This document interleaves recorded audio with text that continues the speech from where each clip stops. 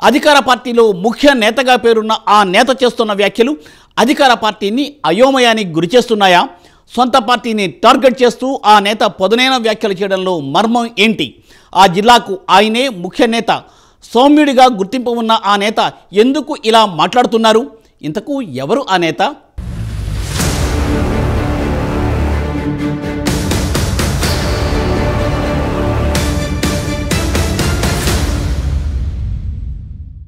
ప్రకాశం జిల్లాతో పాటు రాష్ట్ర రాజకీయాల్లో బాలినేని శ్రీనివాసరెడ్డి పేరు తెలియని వారు రాజకీయ రంగంలో ఉండరు. అభిమానుల చేత వాసుగా పిలువబడే బాలినేని శ్రీనివాసరెడ్డి వైసీపీలో కీలక నేత. దివంగత ముఖ్యమంత్రి వైఎస్ రాజశేఖర రెడ్డితో పాటు ఆయన తనయుడు వైఎస్ జగన్ పార్టీలోనూ ప్రభుత్వంలోనూ బాలినేని శ్రీనివాసరెడ్డి ముఖ్య భూమిక పోషించారు. ఇటు రాజకీయంగా అటు పాలనాపరంగా చక్రం తిప్పిన నేతగా బాలినేని పేరు సంపాదించుకున్నారు. ముఖ్యంగా ప్రకాశం జిల్లాలో అధికార పార్టీకి పెద్దన్నగా బాలినేని గుర్తింపు తెచ్చుకున్నారు. జిల్లాలో అధిష్టానం ఏ నిర్ణయం తీసుకోవాలన్నా బాలినేని మాటే ఫైనల్గా ఉండేది. దీంతో ప్రకాశం జిల్లా రాజకీయాల్లో బాలినేని శ్రీనివాసరెడ్డి ఎదురులేని నేతగా గుర్తింపు తెచ్చుకున్నారు.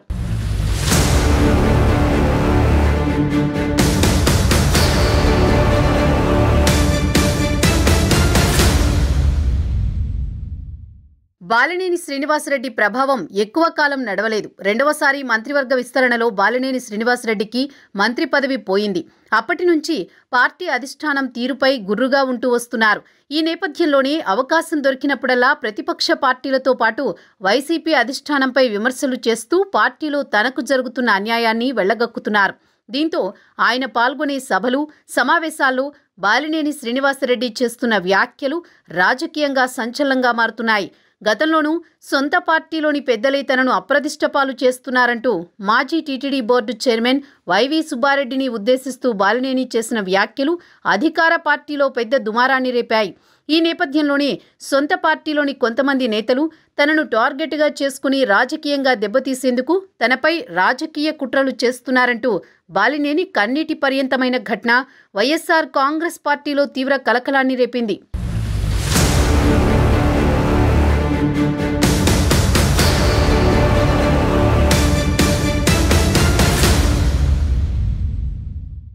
ఇటీవల కాలంలో బాలినేని ఆయన కుమారుడు ప్రణీత్ రెడ్డిపై భూ కబ్జాలతో పాటు అవినీతి ఆరోపణలు రావడం బాలినేనిని మరింత ఇరుకున పెట్టాయి.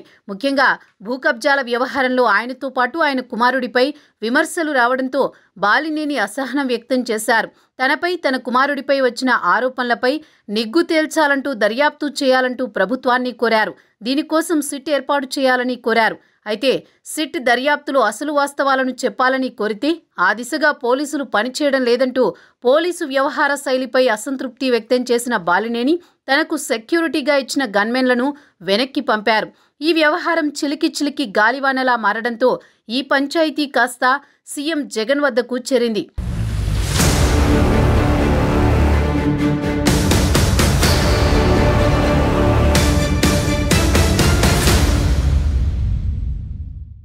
పాత ఘటనలు సమసిపోయాయి అనుకున్న సమయంలో తాజాగా తెలంగాణ ఎన్నికల గెలుపు ఓటములపై బాలినేని చేసిన వ్యాఖ్యలు రాష్ట్ర వ్యాప్తంగా సంచలనంగా మారాయి.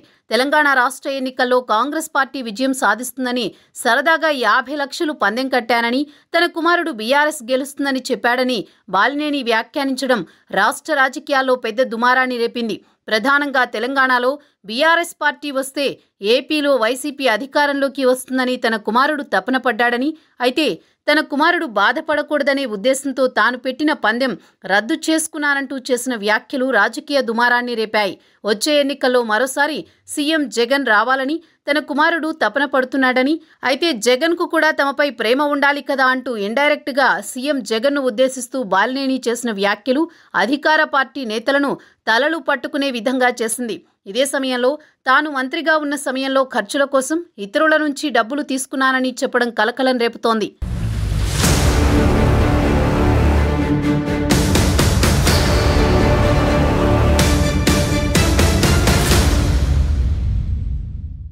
దీంతో దీంతో పాటు నియోజకవర్గంలో పార్టీ క్యాడర్ పనిచేయడం లేదంటూ బాలినేని మాట్లాడడం పట్ల కింది స్థాయి నేతల్లో అసహనం వ్యక్తమవుతోంది. వచ్చే ఎన్నికల్లో అందరూ సహకరిస్తేనే ఎన్నికల్లో పోటీ చేస్తాను, లేదంటే ఎన్నికల్లో పోటీ చేయనని బాలినేని చెప్పడం క్యాడర్లో అయోమయాన్ని సృష్టిస్తోంది. అయితే బాలినేని చేస్తున్న వ్యాఖ్యలు సొంత పార్టీతో పాటు సోషల్ మీడియాలో ప్రచారం అవడం చర్చనీయాంశంగా మారడంతో వాటికి వివరణ ఇచ్చుకోవాల్సిన పరిస్థితి బాలినేనికి ఏర్పడుతోంది. తన మాటలను తప్పుగా అర్థం చేసుకుంటున్నారని, దీన్ని ప్రతిపక్ష పార్టీలు తప్పుడు ప్రచారం చేస్తున్నాయంటూ బాలినేని తన మాటలకు వివరణ ఇచ్చుకోవడం పరిపాటిగా మారింది. దీంతో అసలు బాలినేని ఎందుకిలా ప్రవర్తిస్తున్నారు, ఆయనకు ఈ దుస్థితి ఎందుకు వచ్చిందంటూ వైసీపీ క్యాడర్తో పాటు రాజకీయ వర్గాల్లో చర్చ జరుగుతోంది.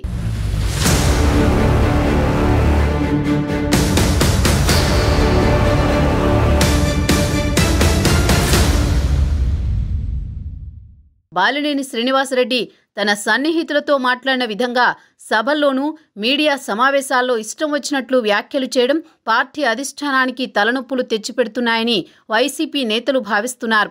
బాలినేని ఏ ఉద్దేశంతో మాట్లాడినా అవి ఆయన రాజకీయ భవిష్యత్తుకు చేటు తెచ్చే విధంగా మారుతున్నాయనే అభిప్రాయం వ్యక్తమవుతోంది. అసలు జిల్లాతో పాటు రాష్ట్ర రాజకీయాల్లో తిరుగులేని నేతగా ఎదిగిన బాలినేని శ్రీనివాసరెడ్డికి ఏమైంది, ఆయన ఎందుకిలా మాట్లాడుతున్నారో అర్థం కావడం లేదంటూ క్యాడర్ బుర్రబద్దలు కొట్టుకుంటుంది.